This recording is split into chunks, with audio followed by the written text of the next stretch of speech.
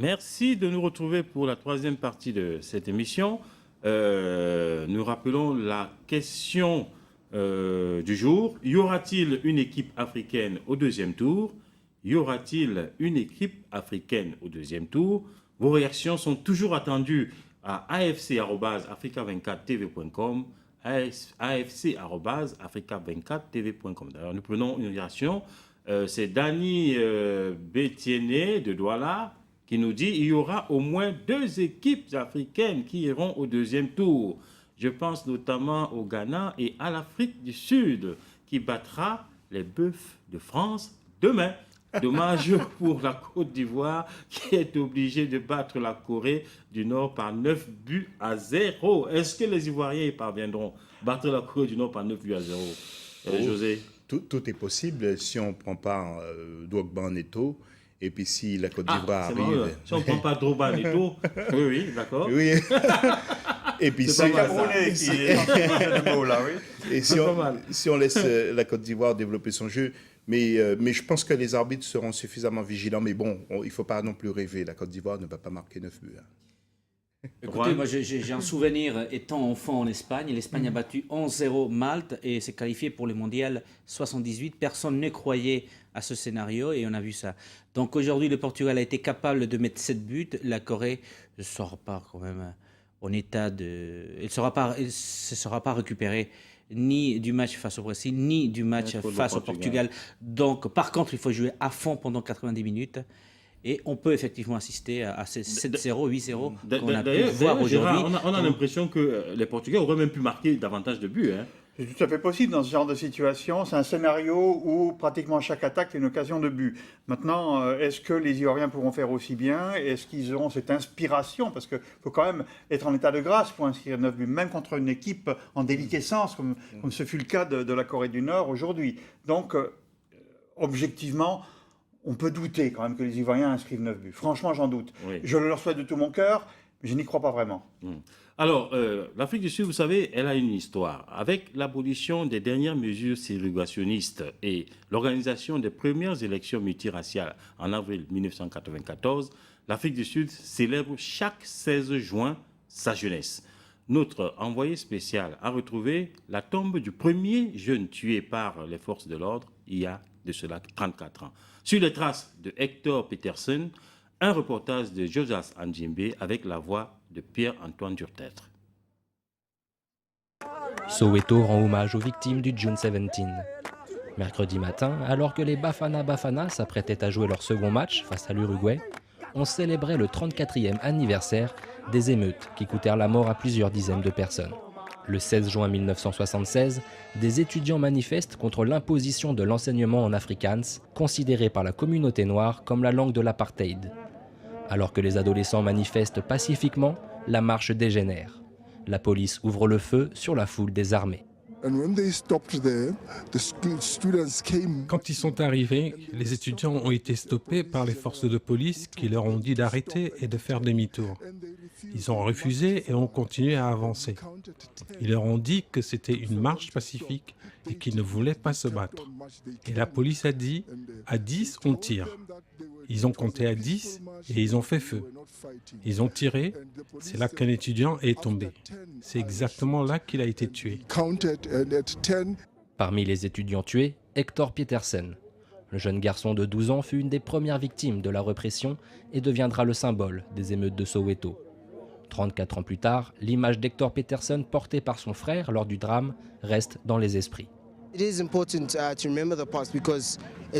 C'est important de se souvenir du passé parce qu'il conditionne notre futur. Et si on peut comprendre le passé et les fautes commises dans le passé, on peut aller de l'avant et être sûr que l'Afrique du Sud avancera. Par ailleurs, le 16 juin est aussi la journée de la jeunesse en Afrique du Sud. Une fête quelque peu ternie par le résultat des Bafana Bafana. Oui, alors, José, 16 juin 1976, c'est une date mémorable, historique, et qui ne laisse personne indifférent en Afrique du Sud. ni ailleurs en fait. Hein. Oui, oui. Donc, puisque que ce soit en Europe, que ce soit enfin, partout dans le monde, on a Tout le monde se suivi souvient. toujours de près l'évolution de l'Afrique du Sud. Donc, il y a cette date, il y a d'autres dates, forcément. Et puis, tout ça, forcément, depuis l'Europe, en relation avec Nelson Mandela, puisque c'est la figure, C'est c'est l'icône. l'icône qui reste aussi en Europe. Donc, c'est cette image de Mandela. José? Oui, non, mais ce dont je suis fier, c'est que lorsque le président Mandela a pris le pouvoir, légitimement, bien sûr, il n'a pas eu un esprit revanchard. Lorsqu'on voit tout ce qui s'est passé en Afrique du Sud, on ne peut qu'être triste lorsqu'on vient de voir encore le sujet qui vient d'être diffusé. C'est vrai que nous qui sommes noirs, on ne peut être que touchés et très marqués par l'histoire de l'Afrique du Sud. Oui, Gérard?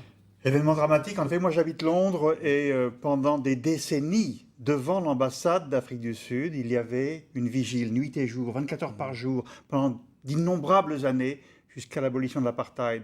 Donc c'est pour dire qu'en Europe aussi, on est sensible à cette lutte qu'ont menée Nelson Mandela et tous ses partisans pendant ces innombrables années, ces interminables années. Et c'est avec émotion qu'on a vu cesser cette vigile lorsque Nelson Mandela a fait son apparition en personne sur le perron de l'ambassade d'Afrique du Sud qui domine Trafalgar Square en plein centre de Londres. Un moment que nul ne peut oublier quand on a vécu à Londres, bien entendu.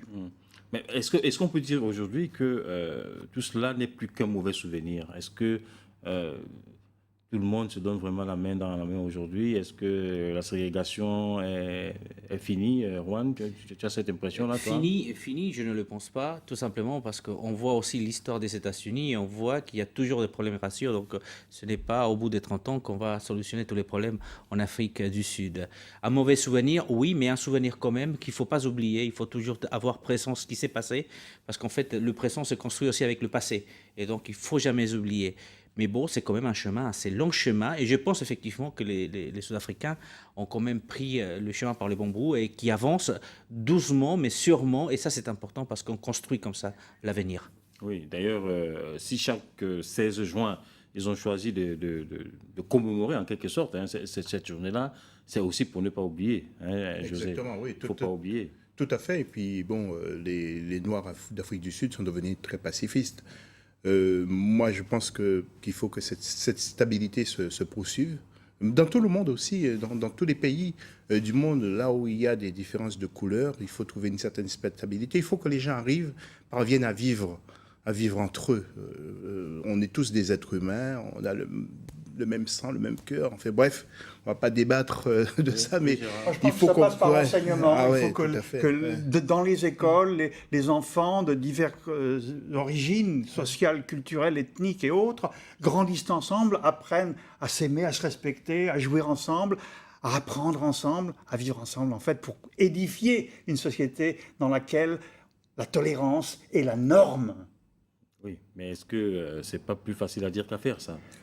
C'est dans le cœur de chacun de soi. Il faut que chacun y mette du sien. On ne peut pas laisser la place à la rancœur, à la haine, à la revanche. Ce n'est pas par la revanche qu'on élimine un passé aussi douloureux que celui-là. C'est, comme l'a dit Nelson Mandela fort justement, en parlant, en comprenant et en essayant non pas d'oublier, mais de pardonner. Oui, tout à fait. Oui, José? Je pense aussi que les médias ont un Un rôle rôle très très important Ouais. dans l'éducation. Ouais. Car on a l'impression, bien que les politiques ont laissé de côté cette éducation. Nos médias, les journalistes, ont un travail considérable. Ceux qui sont en permanence à la télévision, c'est à eux de faire passer le message, que ce soit sur Internet, parce que les gens regardent beaucoup la télévision et vont énormément sur Internet. Donc il y a une information à faire passer en permanence. Alors, on est quand même là pour parler du sport, même si effectivement le sport fait partie de la vie. Si on peut nous envoyer les tableaux du groupe de la Côte d'Ivoire. Est-ce que c'est prêt de l'autre côté de la régie? Voilà, le tableau arrive. Donc on voit dans ce groupe-là que effectivement le Brésil est en tête, avec 2 matchs et 2 victoires. Le Portugal... Il est d'ores et déjà qualifié de toute manière. Tout à fait. D'ores et déjà qualifié, il faut le dire. Le Portugal avec 4 points. Donc, ballottage favorable? Oui, plus que favorable. Très favorable. Plus que favorable, avec une différence de but quand même qui en dit long. Et puis, donc, il y a la Côte d'Ivoire, puis la Corée qui ferme la marche. Oui, encore une fois, cela confirme ce qu'on disait il y a un instant, savoir que la situation de la Côte d'Ivoire sans être absolument impossible, est vraiment, vraiment critique. Ouais. Ouais, enfin, je dirais critique, il fallait s'y attendre un peu parce qu'on était dans une poule quand même assez difficile. Hein. Le Brésil a impressionné hier, et puis bien sûr le Portugal encore aujourd'hui. Et n'oublions pas de toute façon que le Brésil a besoin d'un match nul, tout simplement, Tout d'un simplement match un nul match nul. pour assurer la Ça première la place première place. et donc, théoriquement, d'éviter l'Espagne en 8e. Tout à fait. Parce que le à croisement fait. s'est fait avec le groupe de l'Espagne. Ouais, c'est Donc vrai. le match nul est nécessaire pour le Brésil pour être tranquille. Voilà. Alors, pendant que tu parles du groupe de l'Espagne, justement, on nous envoie les tableaux là-bas. On voit dans ce groupe-là qu'effectivement, le Chili est en tête. Il vaut mieux jouer contre la Suisse ou le Chili ou contre Le l'Espagne, Chili est en effectivement. tête avec 6 points. L'Espagne et la Suisse suivent. Et puis, le Honduras ferme la marche. C'est vrai que c'est un groupe qui reste encore ouvert aussi. Hein. Non, c'est On a un l'impression groupe que- ouvert. On peut retrouver donc 3 équipes avec 6 points. Une victoire de l'Espagne obligatoire pour ne pas repartir en Espagne avant la date prévue. Ah Donc bon. victoire obligatoire. Et à partir de cette victoire, l'Espagne est assurée pratiquement de la première place et donc d'éviter D'éviter. le Brésil. Les Espagnols préférant jouer quand même le Portugal ou la Côte d'Ivoire. Et pourquoi le Brésil fait peur alors? Pourquoi Il fait peur parce que c'est le Brésil. Et la qualité individuelle, même si parfois il ne joue pas en équipe, ça a été le match face à la Corée du Nord, c'était pas vraiment une équipe, là, ils rentraient dans la compétition. Mais leur qualité individuelle est telle qu'à n'importe quel moment, on a vu avec Maicon, il a débloqué une situation Ah ouais. qui- ce fameux but, là, il fallait voilà, le marquer, donc hein. Il fallait le merveilleux. marquer, hein. Donc il faut éviter le Brésil. Je pense que le Brésil veut éviter l'Espagne, d'autant plus que c'est des équipes qui ont besoin de matchs pour rentrer vraiment dans la compétition. On doit retrouver des équipes à ce niveau-là, mais pas avant le quart. Ouais. Avant les quarts, il y a quand même le risque de se retrouver dehors très vite parce que... Alors, nous rappelons la question du jour. Hein. Y aura-t-il une équipe africaine au deuxième tour? Y aura-t-il une équipe africaine au deuxième tour? afc@africa24tv.com afc@africa24tv.com. Nous prenons la réaction de monsieur ou madame, d'ailleurs, Nana du Cameroun. Je suis bien heureux des analyses de ce soir. Je crois qu'on a passé bien de temps depuis le début du mondial à rêvasser, à croire à des hasards. Si les journalistes décriaient continuellement des défauts de gestion comme les changements impulsifs des entraîneurs, je crois que cela aiderait mieux les équipes et fédérations africaines que des espérances peu fondées. Donc c'est la presse maintenant qui doit nommer les entraîneurs, quoi. Hein? Non, qui doit peut-être inciter les dirigeants du football africain à choisir les entraîneurs de manière plus rationnelle, c'est-à-dire éviter de le faire 2 mois avant la Coupe du Monde, par exemple. Et puis, parce qu'il y a les politiques aussi qui nomment indirectement des entraîneurs. Hein. C'est le cas de la Côte d'Ivoire. Oui. Pas de la Côte d'Ivoire, du Cameroun. Oui, Paul Le Guen. Oui. Paul Le Guen. Oui, c'est Éric Donc, Besson. c'est Besson une qui a... pression. Et le jour où une équipe africaine ira loin avec un entraîneur africain, ça va débloquer la situation derrière pour les autres équipes, puisque les autres pays vont avoir envie de faire pareil.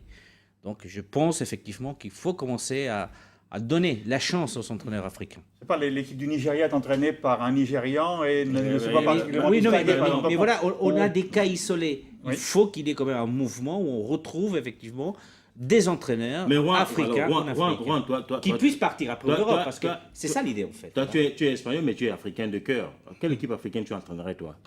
Bah, écoute, moi, j'ai toujours aimé le Cameroun et la Côte d'Ivoire. Ah. J'ai un faible par le Cameroun. J'ai Roger Mila, je vois des images du mondial. Ouais. En train de danser et tout après. Voilà, et un mec à 40 ans qui arrive à jouer et à marquer des buts. Là, j'ai des images, effectivement. Moi, le foot africain commence par le Cameroun. Ah ouais. C'est ce que tu penses Bah, aussi, Gérard? tu connais mes affinités avec le Cameroun, Ouais. donc je n'ai pas besoin d'en dire davantage, je suis tout à fait sur la même longueur d'onde, même si depuis quelques années, les éléphants de Côte d'Ivoire m'ont beaucoup séduit. Tout à fait. Alors, on se retrouve dans quelques secondes, le temps de respirer un tout petit peu.